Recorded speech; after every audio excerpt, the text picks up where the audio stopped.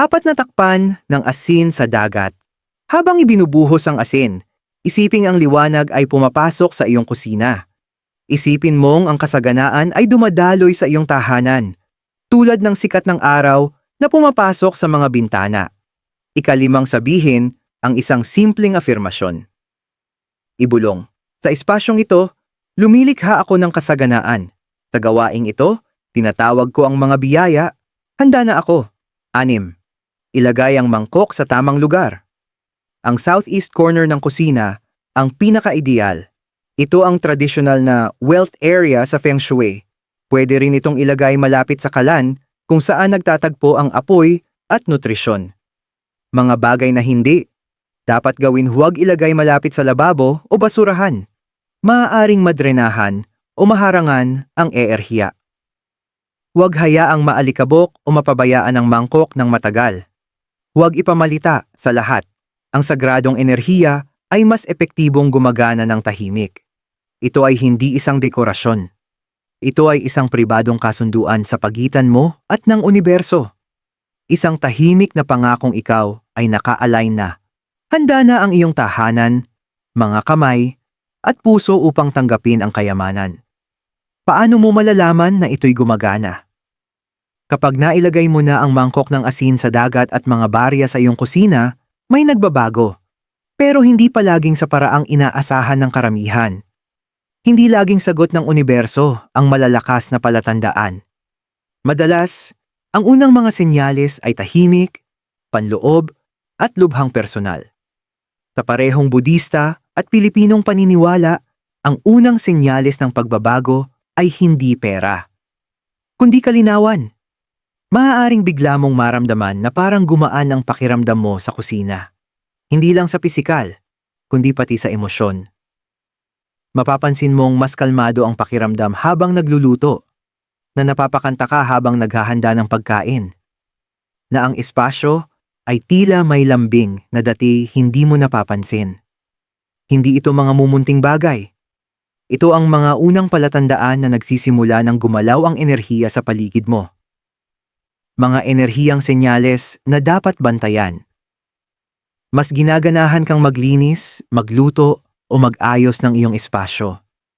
Nagsisimula kang umiwas sa mga negatibong usapan o nakagawiang bisyo.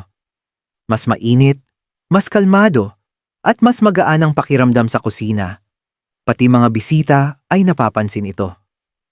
Napapansin mong iniisip mo ang pera nang may mas kaunting takot at mas maraming kapayapaan. Maaaring tila banayad ang mga pagbabagong ito. Pero sa gawaing espiritual, ang banayad ay laging nauuna sa pisikal. Mga pisikal na palatandaang madalas sumunod.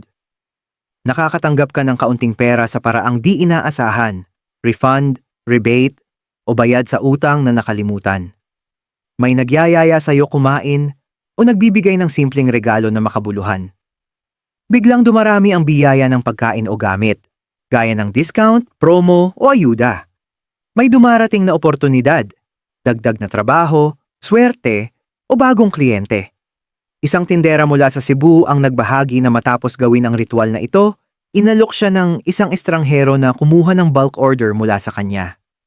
Isang OFW mula Dubai ang nagsabing bigla siyang inalok ng pinsan na mamuhunan sa matagal na niyang pangarap na negosyo. Isang dasal na matagal na niyang kinikimkim, ngunit di niya masabi. At ang pinakamagandang bahagi, karamihan sa kanila ay nagsabing hindi na pilit ang pagdating ng pera. Bagkus, naramdaman nilang ito'y natural. Para bang ito ay talagang nakalaan para sa kanila. Hindi lahat ng senyales ay dumarating sa isang araw. Minsan isang linggo. Minsan hanggang sa susunod na kabilugan ng buwan. Ngunit ayon sa mga Budistang guro at matatandang Pilipino, kapag naka-align na ang espasyo, ang mga biyayang nakalaan para sa iyo ay mas madali nang makahanap ng daan papasok. Mga karaniwang pagkakamaling, humaharang sa biyaya. Maraming tao ang naglalagay ng mangkok, bumibigkas ng afirmasyon, at pagkatapos ay naghihintay. Naghihintay ng pera, ng pagbabago, ng senyales. Ngunit lumilipas ang mga araw. At tila walang nangyayari. At doon sila nagsisimulang mag-isip, may mali ba akong ginawa? Hindi ba ito gumagana sa akin? Sa karamihan ng kaso, hindi nabigo ang ritual.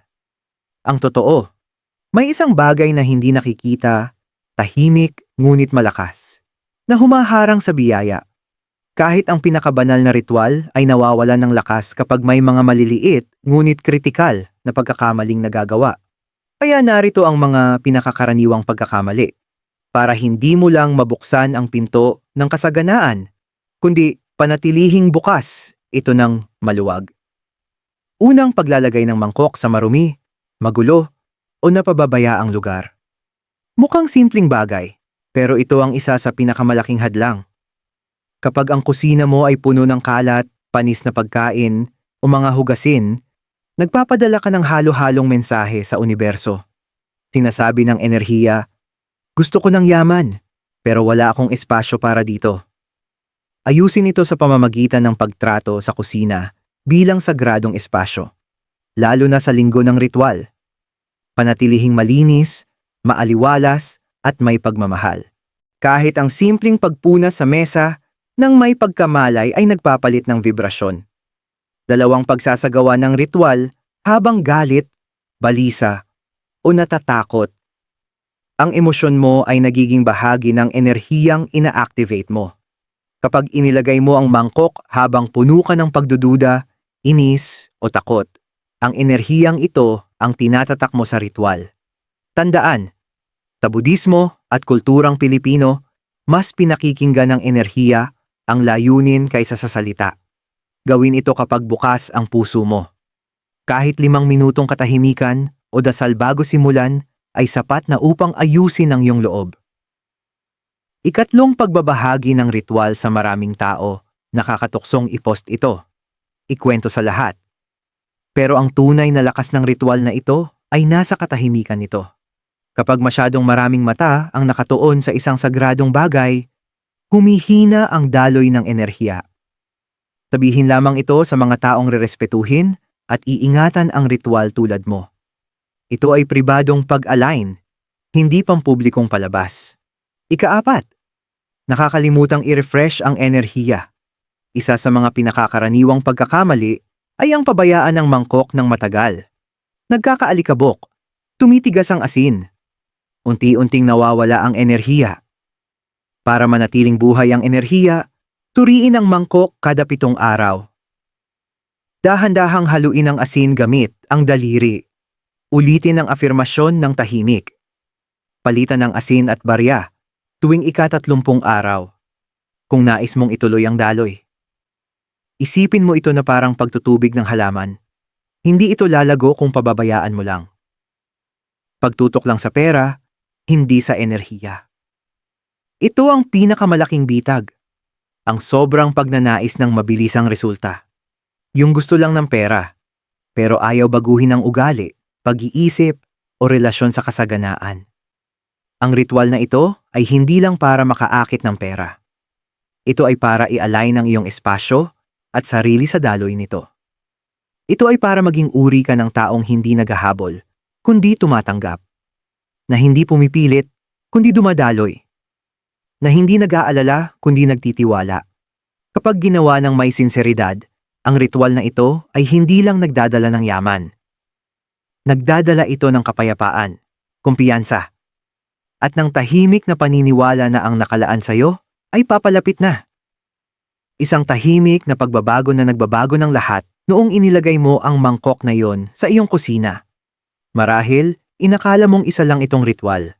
Asin lang, barya lang. Isa na namang tip mula sa internet. Pero ngayon, alam mo na, isa itong bagay na mas makapangyarihan kaysa doon sa akala mo. Isa itong pagpapahayag, isang tahimik na kasunduan sa pagitan ng iyong espiritu at ng universo. Isang pangakong nagsasabing, hindi ko na kailangang habulin ng pera. Inihahanda ko ang sarili ko para dito. Hindi ko na kailangang magmakaawa para sa biyaya. Lumilikha ako ng espasyo para dito. Dahil sa pamumuhay ng isang Pilipino at sa karunungan ng Budismo, ang kasaganaan ay hindi lamang bunga ng hirap. Ito ay isang pagkaka-align. Ito ay dumarating sa ating tahanan sa sandaling tunay na handa na tayong tumanggap. Mula ritual, tungo sa pamumuhay nilinis mo ang iyong kusina. Naging intentional ka. Nakausap mo ang universo, hindi sa magagarbong salita, kundi sa tahimik na kilos. Doon nagsisimula ang tunay na kayamanan. Simula ngayon, tuwing hahalo ka ng sinaing, tuwing maglilinis ka ng mesa, tuwing dadaan ka sa sulok ng kusina, kung saan naroon ang tahimik na mangkok, maaalala mong, ako ang tagapangalaga ng enerhiyang ito. Ako ang pintuan ng sarili kong kasaganaan. At pinipili kong buksan ito, araw-araw. Huling pagninilay. Hindi lahat ng biyaya ay dumarating sa anyo ng pera o barya. Minsan, ang unang biyaya ay ang pagbabago sa loob mo. Ang katahimikan na pumapalit sa pagkabalisa. Ang linaw na pumapalit sa kalituhan. Ang pakiramdam na hindi ka na nag-iisa sa laban. Ang kusina mo ngayon ay higit pa sa lugar ng pagkain. Ito na ay isang lugar ng pananampalataya. Isang portal kung saan tahimik na nagtatagpo ang enerhiya, panalangin, at probisyon. Kaya lakarin mo ang iyong tahanan ngayon, hindi lang bilang naninirahan, kundi bilang tagapangalaga ng sagradong enerhiya. At kapag sumingit muli ang pagdududa, bulungin mo ito. Panawagan sa aksyon. Kung ang mensaheng ito ay may tinamaan sa puso mo, kung nagbago ang pananaw mo sa iyong kusina dahil dito, huwag mo itong sarilinin. Mag-comment sa ibaba. Ang kusina ko ay espasyo ng kasaganaan at kapayapaan. Hayaan mong ang iyong mga salita ang maging unang hakbang sa pagtanggap. Ibahagi ang video na ito sa isang taong mahal mo. Isang taong karapat-dapat sa ginhawa, biyaya, at kasaganahan tulad mo. At kung handa ka ng mas lumalim pa, panoorin ang susunod naming video, itali ito sa ilalim ng iyong halaman ng tulsi at makaakit ng biyaya overnight. Dahil hindi lang sa kusina, dumadaloy ang enerhiya mo, kundi sa bawat sulok ng iyong buhay. Maraming salamat sa paggalang sa sagradong espasyong ito. Salamat sa paghahanda para sa iyong breakthrough. Hindi ka lang nanood ng video. Inilunsad mo na ang susunod na kabanata ng iyong buhay. Sa susunod na bahagi, ibubunyag natin ang eksaktong bagay na dapat mong ilagay sa iyong kusina ngayong Hunyo. At kung bakit ito ginagamit ng mga monghe, matatanda, at mga energy healer sa buong Asya upang makaakit ng pangmatagalang kasaganaan. Ano ang ilalagay at bakit ito gumagana? Hindi mo kailangang gumastos ng malaki para makaakit ng kasaganaan. Hindi mo kailangang bumili ng kristal, magsindi ng insenso, o sundan ng mga komplikadong ritual. Minsan, ang pinakamakapangyarihang pagbabago ay nangyayari sa pamamagitan ng isang simpleng bagay, natural, at inilagay ng may malalim na layunin. Kaya anong dapat mong ilagay sa iyong kusina ngayong Hunyo 2025? Isang mangkok ng asin sa dagat, na may 3 barya na nakabaon sa ilalim nito. Iyon lang. Ngunit huwag mong maliitin ang kasimplehan nito. Ang simpleng ayos na ito ay nakaugat sa daan-daang taong kasanayan sa enerhiya ng Budismo, na sinamahan ng karunungan sa mga bahay ng Pilipino. Bakit asin sa dagat? Sa Budismo, ang asin ay higit pa sa pampalasa. Ito ay isang panlinis. Sinisipsip nito ang negatibong enerhiya, hinaharangan ang masamang impluwensiya, at pinag-aangkla ang enerhiya sa paligid. Sa tradisyong Pilipino, ginagamit din ang asin, kadalasang isinaboy sa pintuan o bintana, upang itaboy ang masamang hangin o hindi ka nais-nais na espiritu. Ngunit ang asin sa dagat ay may mas kakaibang kapangyarihan. Dahil ito ay mula sa karagatan, simbolo ng daloy, buhay, at walang katapusang biyaya. Kapag inilagay mo ito sa kusina, inaanyayahan mo ang parehong enerhiya ng walang sawang pagdaloy ng yaman sa iyong tahanan. Bakit 3 barya? Sa numerolohiya ng Budismo, ang bilang na 3 ay may malakas na enerhiya. Ito'y kumakatawan sa balanse, isip, katawan, at kaluluwa, o nakaraan, kasalukuyan, at hinaharap. Kapag inilibing mo ang 3 barya sa asin, lalo na kung ito'y luma o banyagang barya na naglakbay, Inilalagay mo ang intensyon na ang pera ay dumating, manatili, at dumami. Ang barya ay gawa sa metal, at sa feng shui at budistang pananaw, ang metal ay nagpapasigla ng enerhiya ng kayamanan at katatagan. Ano ang kahalagahan nito sa espiritual na antas? Bagamat simple ito sa paningin, energetically, ito ay nagiging beacon, isang magneto para sa enerhiya ng kasaganaan. Ipinahahayag nito sa universo, handa na ang tahanang ito, malinis ang kusina, bukas ang puso. Simbolo ito ng pasasalamat sa kung anong meron ka, at ng kahandaang tumanggap ng higit pa. May mga OFW na nagulat na nakatanggap sila ng biglaang bonus. May mga tindera at sari-sari store owner na nagsabing tumaas ang benta nila pagkatapos gawin ang ritual na ito ng tahimik sa sulok ng kanilang kusina. May ilan pa na nagsabing naramdaman nilang gumaan ang buong bahay. Para bang ang espasyo mismo ay nakahinga ng maluwag.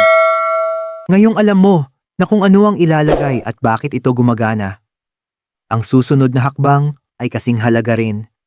Ang tamang oras at paraan ng paggawa nito para sa pinakamalakas na epekto. Dahil katulad ng pagtatanim ng buto, ang tagumpay ay nakasalalay sa tamang tiyempo at pag-aalaga. Kailan at paano i-activate ang enerhiya? Alam mo na ngayon kung ano ang ilalagay. Isang mangkok ng asin sa dagat na may 3 barya. At kung bakit ito makapangyarihan sa espiritual at enerhiyang antas. Ngunit narito ang katotohanang madalas hindi napapansin ng marami. Ang bagay mismo ay walang bisa kung wala ang intensyon, tamang oras, at presensya. Sa mga turo ng Budismo, ang oras ay sagrado. May mga sandaling mas bukas ang universo, mas malayang dumadaloy ang enerhiya, at mas mabilis sumibol ang mga layunin. At ang Hunyo 2025 ay isa sa mga panahong iyon. Pinakamainam na petsa para isagawa ang ritual sa Hunyo 2025. Batay sa daloy ng enerhiya, galaw ng buwan, at tradisyonal na paniniwala, narito ang inirerekomendang mga petsa. Hunyo 5, bagong buwan, simula ng mga bagong layunin. Hunyo 10, enerhiyang naka-align sa Mercury, maganda para sa pag-set ng intensyon. Hunyo 15 hanggang 17, mga araw ng kasaganaan batay sa lunar energy. Hunyo 21, summer solstice, makapangyarihang sandali ng liwanag at kasaganaan. Pumili ng petsang ikaw ay mentally kalmado at emotionally malinaw. Huwag itong gawin ng nagmamadali pagkatapos ng pagtatalo o habang magulo ang iyong kusina. Ang enerhiya na dala mo habang ginagawa ang ritual ay kasing halaga ng mismong bagay. Step-by-step na ritual para i-activate ang enerhiya uno. Linisin muna ang kusina. Ito ay hindi pwedeng laktawan. Walisin, punasan, at alisin ang kalat. Sa paniniwalang Pilipino, hindi pumapasok ang biyaya sa marumi o mabigat na espasyo. 2. Ihanda ang mga kagamitan, isang maliit na mangkok, mas mainam kung gawa sa kahoy o ceramic. Magaspang na asin sa dagat, hindi iodized o pinong asin. 3 barya, luma, banyaga o tagal mo nang itinatago 3. Ilagay ang mga barya sa mangkok. Isang ihulog ang barya habang binibigkas. Salamat sa kung anong meron ako. Tinatanggap ko ang dumarating pa. Naisip mo na ba na baka nasa loob na mismo ng iyong tahanan ang sikreto sa pag-akit ng pera? Tahimik lang na naghihintay sa iyong kusina? Hindi ito nakatago sa isang vault. Hindi rin sa bangko. Kundi nakatago sa tanging silid kung saan nagsasama-sama ang iyong enerhiya, intensyon, at pang-araw-araw na nutrisyon. Sa Hunyo 2025, isang bihirang enerhiyang bukana ang magbubukas. At ayon sa mga Buddhist master, ang paglalagay ng isang simpleng bagay sa iyong kusina, sa panahong ito ay maaaring magbago ng takbo ng pagdaloy ng pera sa iyong buhay. Hindi ito pamahiin, hindi ito mahika. Ito ay enerhiya, sinauna, may layunin, at ipinasa mula pa sa mga nakatatandang Pilipino at mga guro ng Budismo. Kaya kung hirap ka na sa bayarin, paghabol sa pera, o matagal nang nagdarasal para sa isang malaking pagbabago, Maaaring itong tahimik na ritual sa kusina ang simula ng lahat ng matagal mo nang hinihintay. Sa mga tahanang Pilipino, ang kusina ay hindi lang basta lugar kung saan niluluto ang pagkain. Ito ang simula ng buhay sa bawat araw. Ito ang lugar kung saan ang isang ina ay mahinhing bumubulong ng dasal habang hinahalo ang kanin. Kung saan ang kahon ng delata mula sa isang OFW ay naging simbolo ng sakripisyo at pagmamahal. At kung saan ang halimuyak ng bawang, toyo, at pag-asa ay pumupuno sa hangin na parang tahimik na basbas. Sa loob ng maraming siglo, parehong pinaniniwalaan ng ating mga ninuno at ng mga Buddhist na ang kusina ay higit pa sa pisikal na espasyo. Ito ay isang espiritual na lagusan. Isang lugar kung saan ang intensyon ay nagiging nutrisyon at ang nutrisyon ay nagiging enerhiya. Ngunit ito ang hindi alam ng karamihan. Ang pakiramdam ng iyong kusina at kung anong bagay ang inilalagay mo rito ay may direktang epekto sa kung paano dumarating ang kayamanan sa iyong buhay. Hindi dahil sa mahika, kundi dahil ang enerhiya ay dumadaloy kung saan naroroon ang atensyon at sinseridad. At ngayong Hunyo 2025, ang enerhiya ng kasaganaan ay pinakamalakas sa puso ng iyong tahanan. Isang bihirang bukana ang binubuksan ng universo at ang mga marunong maghanda ng kanilang espasyo ay handang tumanggap ng mga biyayang maaaring hindi mapansin ng iba. Sa video na ito, matututunan mo. Anong sagradong bagay ang dapat ilagay sa iyong kusina? Bakit mahalaga ang tamang oras? Anong simpleng pagkakamali ang maaaring humarang sa daloy ng pera? At paano ang mga ordinaryong Pilipino, gaya mo, ay nakakakita na ng positibong pagbabago mula sa tahimik na gawi na ito? Magsimula tayo sa pag-unawa kung bakit ang kusina ang palaging naging nakatagong altar ng kasaganaan, lalo na sa ating kultura. Ang iyong kusina, isang lagusan ng enerhiya. Sa mabilis na takbo ng modernong buhay, madalas nating nakakalimutan na ang pinakamakapangyarihang bahagi ng ating tahanan ay hindi ang mga silid na puno ng mamahaling gamit, kundi ang mga lugar na puno ng intensyon. At sa puso ng bawat tahanang Pilipino, ang espasyong iyon ay ang kusina. Dito nagsisimula ang mga maagang umaga, kasama ng mainit na kape at tahimik na pagninilay. Dito tumatakbo ang mga bata pag uwi mula sa paaralan, hindi lang para sa pagkain, kundi para sa ginhawa. At dito, sa loob ng maraming henerasyon, nagluluto ang mga ina, ama at lola ng may kasamang pagmamahal, kahit walang binibigkas na salita, ngunit higit pa sa mga amoy, lasa at alaala. May isang bagay pang mas malalim na nangyayari sa banal na espasyong ito. May palitan ng enerhiya. Ayon sa pilosopiyang Budista, bawat kilos ay may dalang vibration. Ang paghiwa ng gulay, pagpunas sa lamesa, kahit ang pagpapakulo ng tubig kapag ginawa ng may malay, ay nagiging espiritual na kilos. Tinatawag itong karma in motion. At kapag pinagsama mo ito sa pamumuhay ng mga Pilipino, kung saan ang pagkain ay ibinabahagi kahit kapos, at ang mga dasal ay ibinubulong sa kumukulong adobo, ang kusina ay nagiging higit pa sa silid. Ito ay nagiging altar. Isang tahimik, gumaganang altar ng kasaganaan, kagalingan at daloy.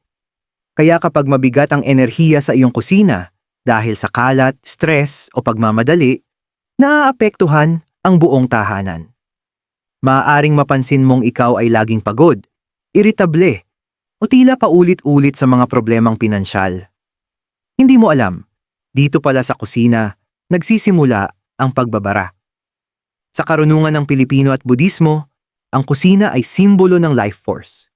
Taglay nito ang enerhiya ng kabuhayan, kaligtasan, at daloy. At kapag naglagay ka ng isang sagradong bagay sa espasyong ito, lalo na sa panahong bukas ang espiritual na pinto tulad ng Hunyo 2025, hindi ka lang basta nag-aayos ng palamuti. Ina-align mo ang buong bahay mo sa enerhiya ng kayamanan. Ang kusina ay hindi lang kung saan niluluto ang pagkain. Ito ang lugar kung saan inaanyayahan, tinatanggap at pinararami ang enerhiya ng pera.